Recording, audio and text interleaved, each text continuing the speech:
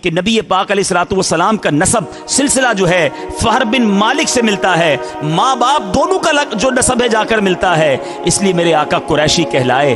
نبی پاک ہاشمی بھی ہیں۔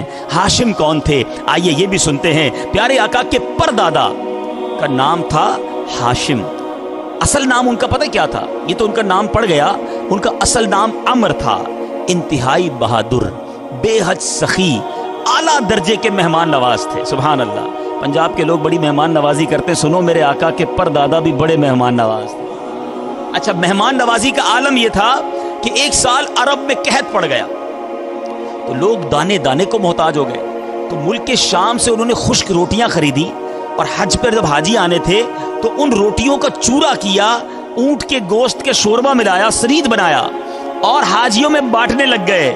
ہاشم پتہ ہے کسے کہتے ہیں؟ روٹیوں کا چورا کرنے والے کو ہاشم کہتے ہیں، اس لیے ان کا نام ہاشم پڑ گیا۔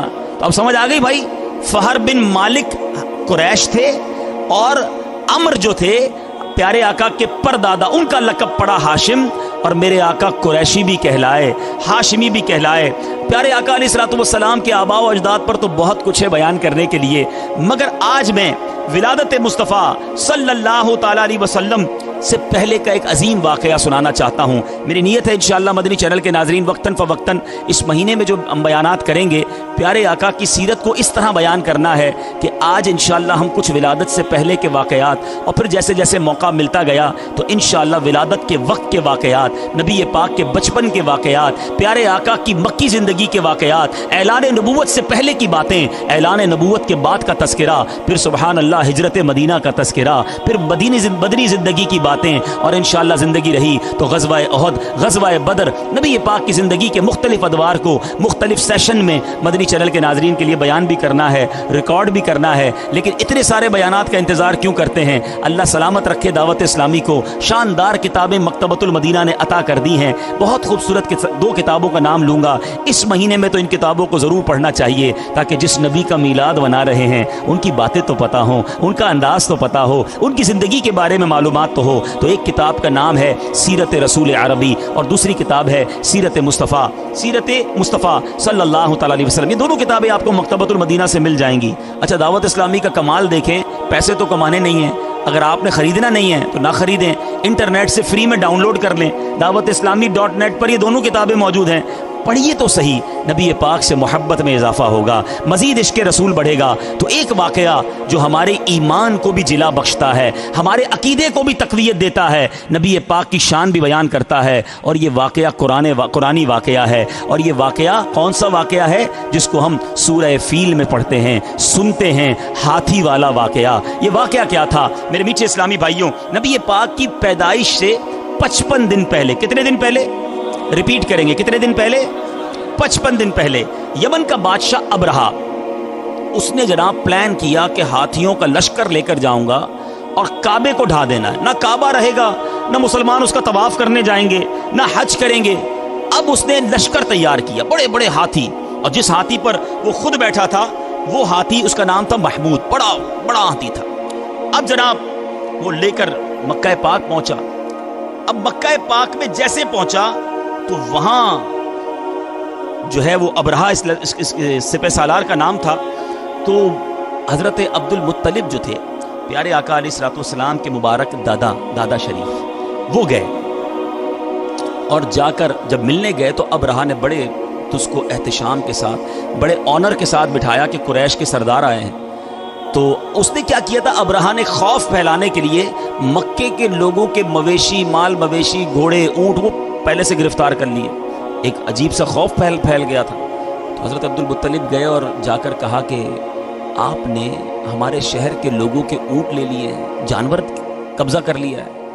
تو ابرہا کہتا ہے میں تو سوچا، میں نے یہ خیال کیا کہ آپ مجھ سے یہ نیگوشیٹ کرنے آئے ہیں، یہ بات کرنے آئے ہیں کہ جناب کعبے پر حملہ نہ کیا جائے، یہ مسلمانوں کا اللہ کا گھر ہے اور ہم یہاں عبادت کرتے ہیں، آپ کو اپنے مویشیوں کی فکر ہے۔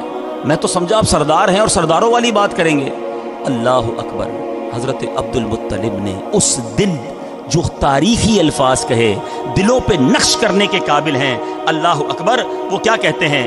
وہ کہتے ہیں مجھے اپنے اونٹوں سے مطلب ہے، کعبہ میرا گھر نہیں ہے، کعبہ جس کا گھر ہے اسی نے اس کی حفاظت کرنی ہے۔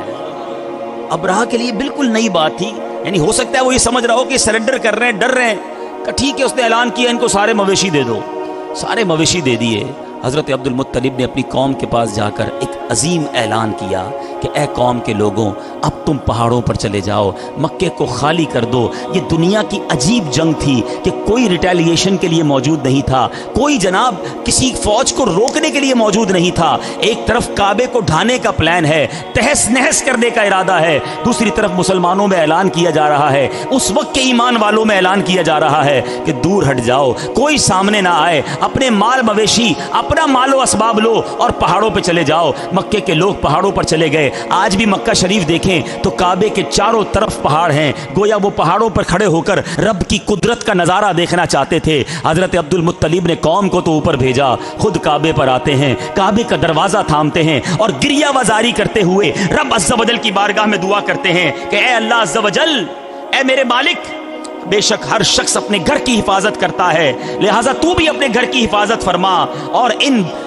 بے ایمانوں کے مقابلے میں اپنے کلمہ پڑھنے والوں، اپنے اطاعت شعاروں کی مدد فرما۔ عبد المطلب نے بھی دعا مانگی، خود بھی پہاڑ پر چلے گئے۔ اللہ اکبر، اب ہاتھی کا لشکر تیار ہے حملہ کرنے کے لیے۔ دنیا کا دستور ہے میزائل کا مقابلہ میزائل سے کیا جاتا ہے، نیوی کا مقابلہ، پانی کے جہازوں کا مقابلہ پانی کے جہازوں سے کیا جاتا ہے، بری فوج ہو تو مقابلے میں بری فوج آتی ہے۔ اللہ اکبر، میرے رب نے اپنی قدرت کا وہ نظارہ دکھایا، ایک طرف ہاتھی ہیں، دوسری طرف ابابیل بھیجے جا رہے ہیں۔ کوئی بڑا ہتھیار نہیں تھا، چھوٹا سا پرندہ بھیجا گیا۔ اللہ اکبر، اور ان پرندوں نے کوئی پہاڑ نہ گرائے۔ ارے ہاتھی کو مارنے کے لیے بڑی بڑی چٹانیں درکار ہیں۔ میرے رب نے رہتی دنیا کو ان اللہ علی کل شیء قدیر کا وہ نظارہ دکھایا کہ رب چاہے تو ہاتھیوں کے لشکر کو چھوٹے کنکر سے تباہ کر سکتا ہے۔ وہ ابابیل کا لشکر آتا ہے، کنکر پھینکے جاتے ہیں اور ان کنکروں نے کمال کر دیا۔ کیا میزائل کام کرتے؟ روایتوں کے الفاظ ہیں کسی فیل سوار کے سر پر، اس کے سر پر وہ پتھر گرتا، اس کو چیرتا، ہاتھی کو چیرتا اور زمین میں جا کر نصب ہو جاتا۔ جس کو پتھر لگنا تھا اس پتھر پر اس کا نام موجود تھا، صرف چیرا نہیں بلکہ پرخ سے اڑا دیے، نام و نشان ختم ہو گیا۔ یہ وہ واقعہ ہے میرے میٹھے اسلامی بھائیوں، ساری دنیا میں اسلام کا، کعبے کا، ایمان والوں کا ایک روب اور دبدبا بیٹھ گیا، ان کے دلوں میں خوف بیٹھ گیا کہ اس قوم سے کیسے لڑ سکتے ہیں کہ جس کے لیے آسمان سے ابابیل آ جاتی ہیں، آسمان سے مدد آتی ہے۔ ایک گویا خوف پھیلا دیا گیا۔ اللہ اکبر، علماء کہتے ہیں یہ میرے آقا کی آمد سے صرف 55 دن پہلے کا واقعہ ہے، ساری دنیا کو بتانا تھا کہ کسی کی آمد ہونے والی ہے۔